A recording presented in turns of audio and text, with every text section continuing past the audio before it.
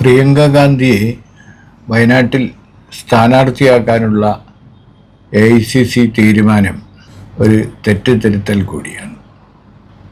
കാരണം 2019 ഇക്കഴിഞ്ഞ തെരഞ്ഞെടുപ്പിലും വാരണാസിയിൽ രാഹുൽ ഗാന്ധിയോ പ്രിയങ്ക ഗാന്ധിയോ മത്സരിച്ചിരുന്നെങ്കിൽ ഇന്ത്യൻ രാഷ്ട്രീയം മാറുമായിരുന്നു. 19 ഉറപ്പായി പറയാൻ കഴിയില്ലെങ്കിലും 24 തെരഞ്ഞെടുപ്പിൽ വാരണാസിയിൽ പ്രിയങ്ക ഗാന്ധിയോ രാഹുൽ ഗാന്ധിയോ മോദിയോട് നേരിട്ട് ഏറ്റുമുട്ടിയിരുന്നെങ്കിൽ ഇന്ത്യൻ രാഷ്ട്രീയം തന്നെ മാറുമായിരുന്നു. അപ്പോൾ സംയോജിതമായി UPയിലെ രാഷ്ട്രീയത്തിൽ വന്നിരിക്കുന്ന മാറ്റങ്ങൾ, അവിടുത്തെ ജനങ്ങളെ രാഷ്ട്രീയ ബോധത്തിൽ വന്നിരിക്കുന്ന മാറ്റങ്ങൾ തിരിച്ചറിയാൻ കോൺഗ്രസ് നേതൃത്വത്തിനും ഇന്ത്യ മുന്നണിക്കും കഴിയാതെ പോയി എന്നതുകൊണ്ടാണ് രാഹുൽ ഗാന്ധി റായ്ബറേലിയിലും വയനാട്ടിലും മത്സരിക്കുകയും പ്രിയങ്ക ഗാന്ധി മത്സരരംഗത്തുനിന്ന് മാറി നിന്നത്. വളരെ നേരത്തെ തന്നെ പ്രിയങ്ക രാഷ്ട്രീയത്തിലേക്ക് വരണമെന്നും ഇന്ദിരാഗാന്ധിയുടെ പിന്തുടർച്ചക്കാരി പ്രിയങ്കയാണെന്നും കോൺഗ്രസിനുള്ളിലും പൊതുസമൂഹത്തിലും അഭിപ്രായമുണ്ടായിരുന്നു. പക്ഷേ രണ്ട് മക്കളും രാഷ്ട്രീയത്തിലേക്ക് കടന്നു വരുന്നതിന് തുടക്കം മുതൽ എതിരായിരുന്നു സോണിയാഗാന്ധി. സോണിയാഗാന്ധി മക്കളുടെ രാഷ്ട്രീയ പ്രവേശത്തെ എതിർക്കാൻ അവർക്ക് പര്യാപ്തമായ കാരണങ്ങളുണ്ട്. കാരണം ഇന്ദിരാഗാന്ധി സുരക്ഷാ ഭടന്മാരിൽ കൊല്ലപ്പെടുന്നു. അത് കഴിഞ്ഞ് ഭർത്താവ് രാജീവ് ഗാന്ധി ശ്രീപെരുമ്പത്തൂരിൽ തമിഴ് പുലികളുടെ ആക്രമണത്തിൽ കൊല്ലപ്പെടുന്നു. അങ്ങനെ രണ്ട് പ്രധാനമന്ത്രിമാർ, ഒന്ന് ഭർത്തൃമാതാവും അതുപോലെ രണ്ടാമത്തത് ഭർത്താവും ഇത്തരത്തിൽ തീവ്രവാദ ആക്രമണത്തിൽ നഷ്ടപ്പെട്ടുപോയ ഒരമ്മയ്ക്ക്, ഒരു ഭാര്യയ്ക്ക് എങ്ങനെയാണ് മക്കളെ രാഷ്ട്രീയത്തിലേക്ക് കൊണ്ടുവരാൻ കഴിയുക?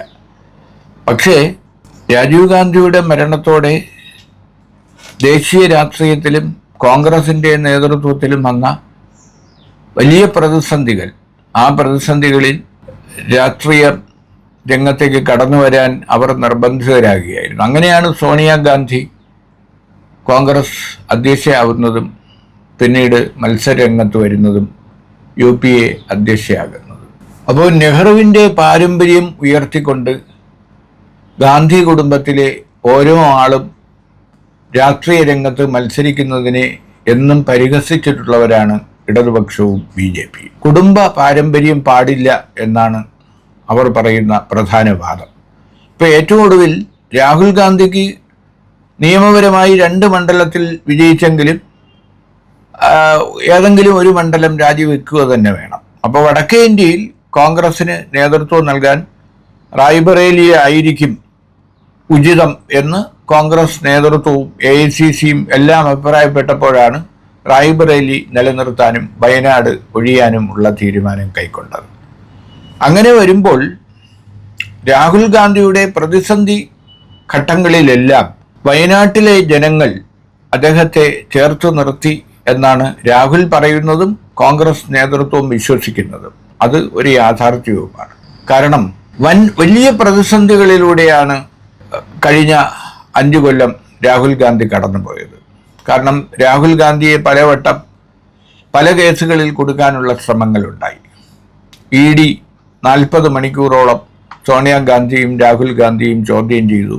ജോഡോ യാത്ര നടത്തിക്കഴിഞ്ഞ് കാശ്മീരിൽ നടത്തിയ പ്രസംഗത്തിൽ സ്ത്രീകൾ തങ്ങളെ പീഡിപ്പിച്ച കഥകൾ തന്നോട് പറഞ്ഞിട്ടുണ്ടെന്നും അത് കേട്ട് താൻ വളരെ വ്യാകുലപ്പെട്ടു എന്നും രാഹുൽ ഗാന്ധി പ്രസംഗിച്ചത്, അതിൻ്റെ പേരിൽ രാഹുൽ ഗാന്ധിയുടെ വീട് റെയ്ഡ് ചെയ്ത് അദ്ദേഹത്തെ ചോദ്യം ചെയ്യാൻ ഡൽഹി പോലീസ് രംഗത്തെത്തി. അതിന് പിന്നാലെയായിരുന്നു ഗുജറാത്തിലെ കോടതി മോദി എന്ന് പേരുള്ളവരെല്ലാം കള്ളന്മാരാണോ എന്ന പ്രസംഗത്തിൻ്റെ പേരിൽ അദ്ദേഹത്തിനെതിരെ കേസെടുക്കുകയും 2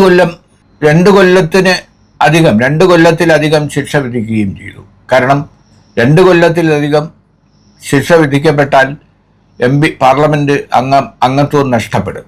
അതിനുവേണ്ടി തന്നെ ആവണം അത്തരം ഒരു വിധി പുറത്തു വന്നത്. ആ വിധിയോടെ 24 മണിക്കൂർ വിധി വന്ന് 24 മണിക്കൂർ തികയും മുമ്പ് രാഹുൽ ഗാന്ധിയുടെ MP പദവി പാർലമെന്റ് സെക്രട്ടറി ലോക്സഭാ സെക്രട്ടറി റദ്ദാക്കുകയും ചെയ്തു. അദ്ദേഹത്തെ താമസിച്ചിരുന്ന ഔദ്യോഗിക വസതിയിൽ നിന്ന് ഇറക്കിവിടുകയും ചെയ്തു. ഇത്തരത്തിൽ പീഡനങ്ങളുടെ ഒരു കാലയളവിലാണ് MP സ്ഥാനം പോലും നഷ്ടപ്പെട്ട് വയനാടിനെ രാഹുൽ പ്രതിനിധീകരിച്ചത്.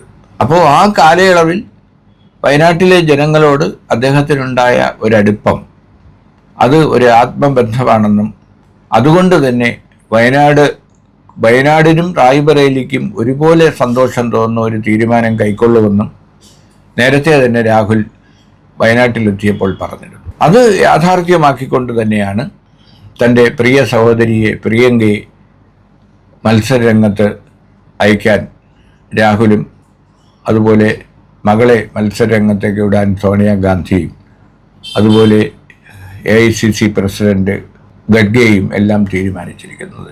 ഈ തീരുമാനം യഥാർത്ഥത്തിൽ ഇന്ത്യൻ അവസ്ഥയിൽ, ഇന്നത്തെ ഇന്ത്യൻ രാഷ്ട്രീയ സാഹചര്യത്തിൽ ഇന്ത്യ മുന്നണിക്ക് സമർത്ഥമായി നേതൃത്വം നൽകാൻ ലോക്സഭയിലും രാജ്യസഭയിലും ശക്തമായ ഒരു പ്രതിപക്ഷ നിര ഉണ്ടാകേണ്ടത് അനിവാര്യമാണ്. രാഹുൽ ഗാന്ധി പ്രതിപക്ഷ നേതാവായിരിക്കുന്ന ലോക്സഭയിൽ പ്രിയങ്കയെ പോലെ ഒരു തീപ്പൊരി നേതാവ്, AICC ജനറൽ സെക്രട്ടറി, ഇന്ദിരാഗാന്ധിയെ ഓർമ്മിപ്പിക്കുന്ന ചടുലതയും വാഗ്ധോരണിയും എല്ലാമുള്ള ഉരുളയ്ക്ക് ഉപ്പേരി പോലെ മറുപടി പറയുന്ന പ്രിയങ്ക സഭയിൽ ഉണ്ടാവുക എന്നത് ഒരു ആവശ്യമാണ്. അപ്പോൾ യഥാർത്ഥത്തിൽ കോൺഗ്രസ് എടുത്തിരിക്കുന്ന തീരുമാനം ഈ കാലത്തിന് യോജിച്ച ഇന്ത്യ മുന്നണിക്ക് വളരെ സജീവമായി മുന്നോട്ട് പോകാൻ കഴിയുന്ന തരത്തിലുള്ള ഒരു തീരുമാനമാണ്.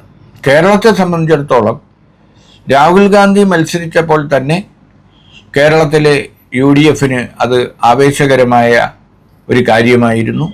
പ്രിയങ്ക വരുന്നത് അതുപോലെ തന്നെ UDFന് ഗുണം ചെയ്യുന്ന ഒന്നാവും. മാത്രവുമല്ല, രാഹുൽ ഗാന്ധി ആദ്യ തെരഞ്ഞെടുപ്പിൽ നേടിയതിനേക്കാൾ വലിയ ഭൂരിപക്ഷത്തിൽ, കാരണം ഇപ്പോൾ രാഹുൽ ഗാന്ധിക്ക് 3,65,000 വോട്ടാണ് ഭൂരിപക്ഷമുള്ളത്. ആദ്യ തിരഞ്ഞെടുപ്പിൽ അത് 4.5 ലക്ഷത്തിലധികമായിരുന്നു. ഇപ്പോൾ റായ്ബറേലിയിൽ 4 ലക്ഷത്തോളം ഭൂരിപക്ഷമുണ്ട്. അതേ സമയത്ത് അമേഠിയിൽ മത്സരിച്ച കോൺഗ്രസ് സ്ഥാനാർത്ഥിക്ക് ഉള്ള ഭൂരിപക്ഷം വാരണാസിയിൽ മോദിക്ക് ലഭിച്ചിട്ടില്ല. അപ്പോൾ അതുകൊണ്ട് മോദിയേക്കാൾ ഭൂരിപക്ഷത്തോടെയാണ് അമേഠിയിൽ രാഹുൽ ഗാന്ധിയെ പരാജയപ്പെടുത്തിയ സ്മൃതി ഇറാനി പരാജയപ്പെട്ടത്.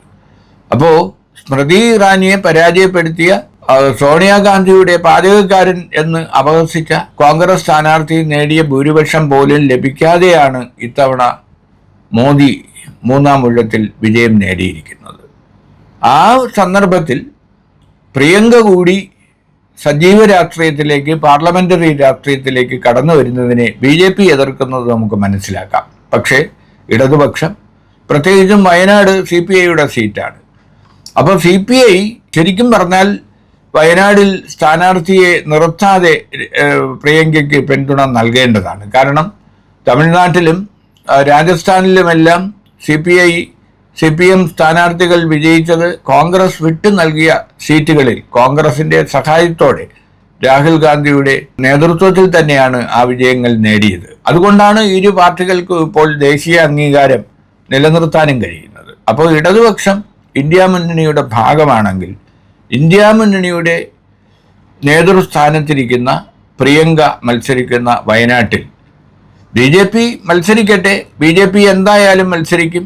BJP സ്മൃതി ഇറാനിയെ വേണമെങ്കിലും കൊണ്ടുവന്ന് മത്സരിക്കുന്നതുകൊണ്ട് കുഴപ്പമില്ല. വയനാട് പോലെ UDFൻ്റെ ഒരു ശക്തി കേന്ദ്രത്തിൽ, UDFൻ്റെ ഒരു ഉരുക്കുകോട്ടയിൽ BJPക്ക് എന്ത് ചെയ്യാൻ കഴിയും എന്ന് പരീക്ഷിക്കാനുള്ള ഒരു അവസരം കൂടിയാണ്. കാരണം BJP സംസ്ഥാന പ്രസിഡന്റ് K. സുരേന്ദ്രൻ ഇക്കഴിഞ്ഞ തെരഞ്ഞെടുപ്പിൽ 24-ലെ തെരഞ്ഞെടുപ്പിൽ രാഹുലിനെതിരെ മത്സരിച്ചിട്ട് കെട്ടിവെച്ച കാശ് കിട്ടിയിട്ടില്ല.